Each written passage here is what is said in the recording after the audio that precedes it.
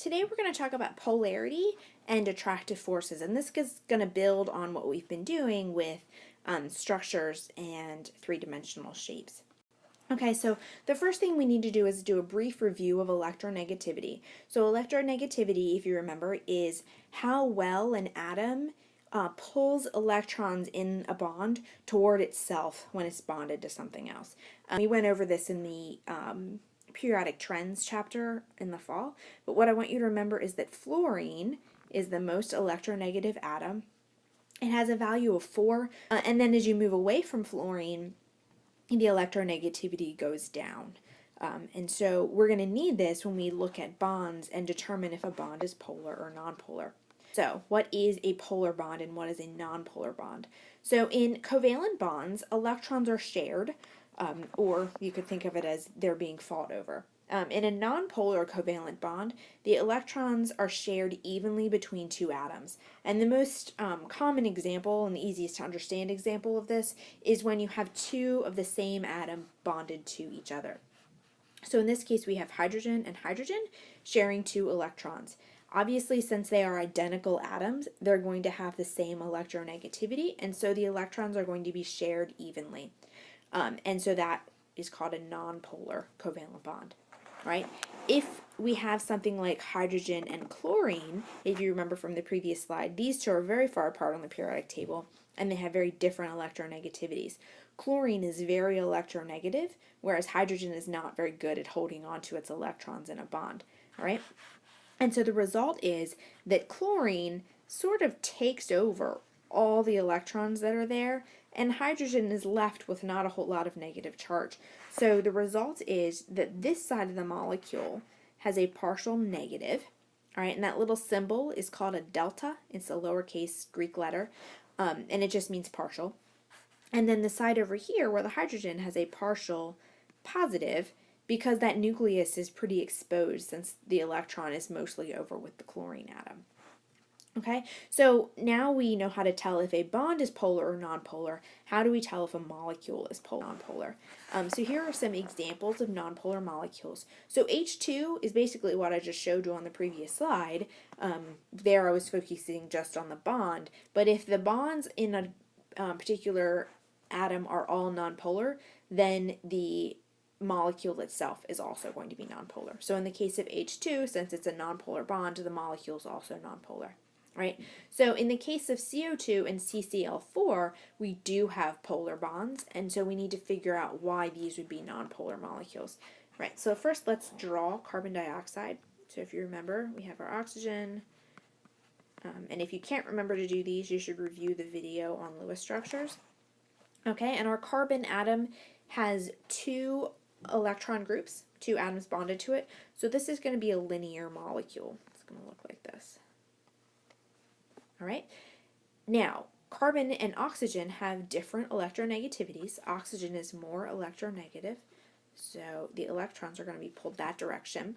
All right. In addition to our deltas for partial charge, we can also use arrows like this to show which direction the electrons are moving. And I'll do both of them in class. All right. So in this case, we end up with, since this is linear, we end up with a partial minus over here and a partial minus over here, because that's where the electrons are moving, and a partial plus here in the middle. All right, in order for a molecule to be polar, one side has to be positive and the other side has to be negative. And in this case, what we have is slight negative charges on both sides of the molecule and no positive charge on one side or the other. The little bit of positive that we have is stuck in the middle. All right, so it doesn't have an end that is positive. And so this would be a nonpolar molecule. Okay, and then if we draw CCl4, it looks like this. And since there are 4 things attached to the carbon, it's going to be tetrahedral. All right, and in this case, we do have a polar bond with our chlorine. So that's what our molecule is going to look like. And so we'll end up with small negative charges out here on the edges, but the little bit of positive charge that we have is centered here in the middle. All right, so we don't have one that's positive and one that's negative because all of our dipoles in our individual bonds are canceling each other out. All right, so now let's look at examples where we have polar molecules. So HCl is the one I did on the first page, so I'm not going to do that one again. But let's look at H2O. So if you remember the structure of H2O, it looks like this. And we have two lone pairs. All right, and this is where three-dimensional structure comes in very handy. So if this were linear, it is not, but if it were linear, then we'd have electrons moving in toward the oxygen in both directions, which would cancel each other out. But this isn't. We have two lone pairs on the oxygen, and so this molecule is actually bent, like that, which means that we have electrons moving this way and electrons moving this way. And so overall, we end up with a partial minus up here, and this end of the molecule down here has a partial plus. Okay, so because we have two sides that look different, we end up with a polar molecule. All right, and then now let's do NH3. So NH3 looks like this, and we have the lone pair there. If we didn't have that lone pair, this would be trigonal planar, and it would be symmetrical the whole way around and would be nonpolar. But that lone pair means that what our molecule looks like is this tripod, right? Trigonal pyramidal, okay? And nitrogen is more electronegative than hydrogen. So in all three cases, we have electrons moving up this direction. And so that gives us a partial minus up here and a partial plus on this side of the molecule down here. All right, so in general, if your three-dimensional structure is symmetric, you end up with a nonpolar molecule. And if it's asymmetric or not symmetric, then you end up with something that's polar. Okay, so because we have things that have opposite charges, this allows them to interact with each other. So we know that positive and negative charges are attracted to each other. And so if we have an HCl molecule that's partly positive on one side and negative on the other, positive on one side, negative on the other, they can line up so that the positive and the negative interact with each other and they're attracted. Okay, and this is called a dipole-dipole attraction. These are one kind of intermolecular force that hold different molecules together. So inter means between, so intermolecular forces are forces between different molecules. Okay, another way this can happen is if we have a molecule like water. So hydrogen, I told you, is not very good at holding onto its electrons, and it only has one electron to hold onto anyway, because remember, it only ever gets two, because it only has that one orbital. And so the result is that you get a pretty strong positive charge when hydrogen is bound to either oxygen, nitrogen, or fluorine. Those are the ones you want to look for hydrogen bonds. So this is just a dipole-dipole interaction. You have a partial positive interacting with a partial negative, but in this case what we have is the hydrogen is bound to an oxygen. These are the three most electronegative atoms, and so they pull the electrons toward their nucleus really well.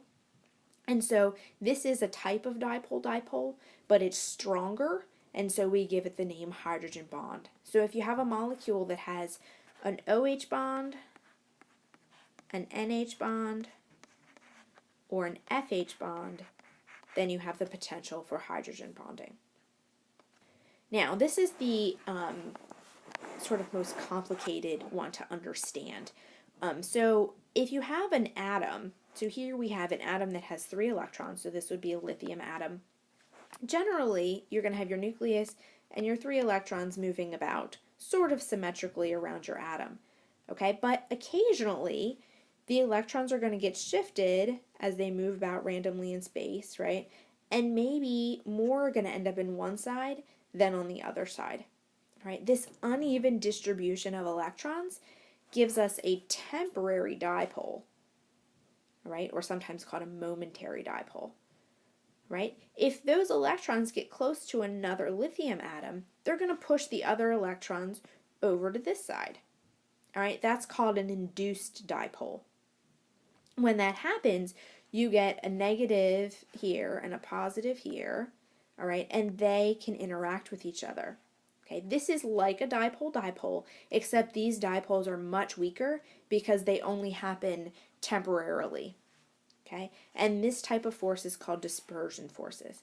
This can happen with any molecule. So if I ask you what kinds of attractive forces are possible, doesn't matter what the molecule is, dispersion forces is always an option.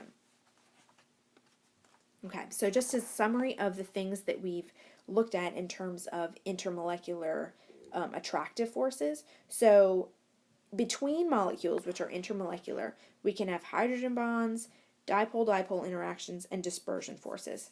Okay, and that's the way I listed them was from strong to weak. So dispersion forces are generally the weakest of the intermolecular forces, and hydrogen bonds are the strongest. Okay, above hydrogen bonds are covalent bonds, which are intramolecular forces. These are within a molecule.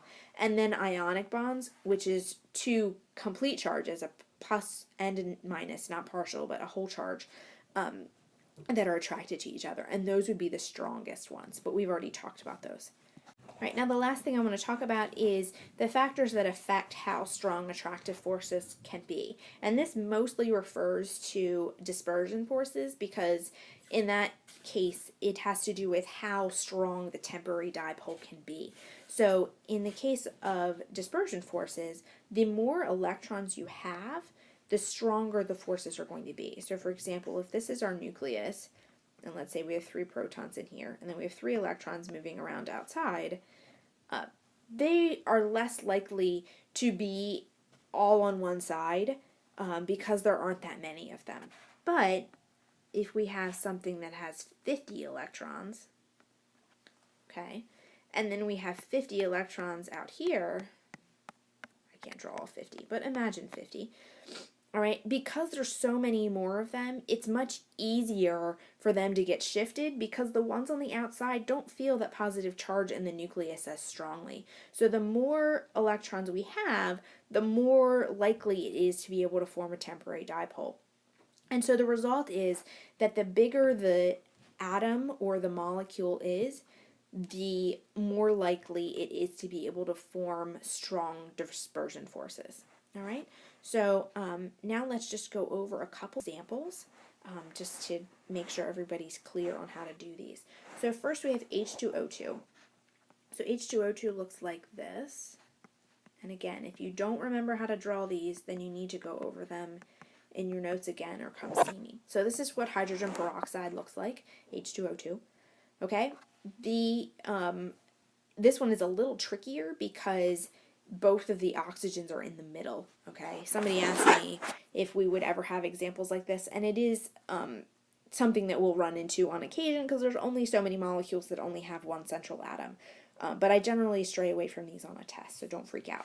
All right, so both of our oxygens are going to be bent because we have 2 lone pairs and then 2 bonds for each of them. So what this is going to look like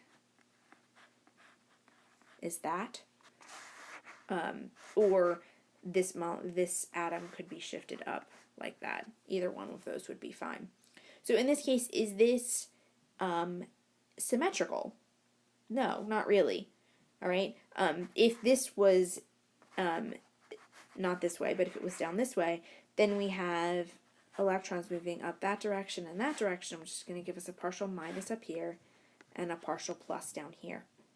Okay, so I told you that always a molecule can have dispersion forces. So this has dispersion.